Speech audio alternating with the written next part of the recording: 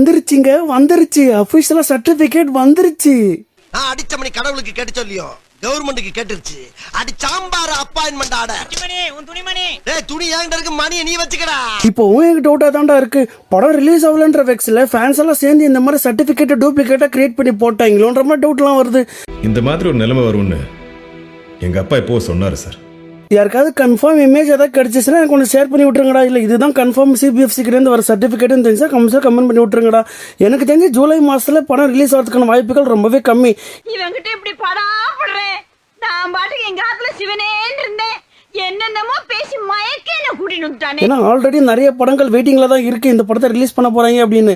இப்போ ஜனநாயகன் படம் உள்ள வந்தா அவங்க போற நடைவில்லைன்னா உங்களுக்கு தெரியாதா? சரி, ஜூலை மாசம் விட்டுட்டு நம்ம ஆகஸ்ட் மாசம் போனா ஆகஸ்ட் மாசம் டாக்ஸிக் இருக்கு, அப்புறம் பாரடைஸ் இருக்கு. இந்த ரெண்டு பெரிய படமும் இருக்கு. இதுல ஜனநாயகன் வருமானு கேட்டீங்கன்னா ஒரு டவுட் தான். ஏன்னா ஒரே ப்ரொடக்ஷன் ஹவுஸ்ல ரெண்டு படத்தை ஒரே மாசம் ரிலீஸ் பண்றது டவுட் தான். பாப்போம். சர்டிபிகேட் வந்துருச்சு. அபிஷியல் கேவிஎன் கிட்ட இருந்து இன்னும் எதுவுமே போஸ்டர் ரிலீஸ் பண்ணல, அவங்க அனௌன்ஸ்மெண்ட் எதுவும் கொடுக்கல. பாப்போம், பொறுத்திருந்து பார்த்தா தான் நம்மளுக்கே தெரியும் எப்போ ரிலீஸ் பண்ண போறீங்க அப்படின்னு. உங்களுக்கு இந்த வீடியோ பிடிச்சிருந்தா லைக் கமெண்ட் ஷேர் பண்ண மறக்காதீங்க. அடுத்த ஒரு இன்ட்ரெஸ்டிங்கான வீடியோ செஞ்சு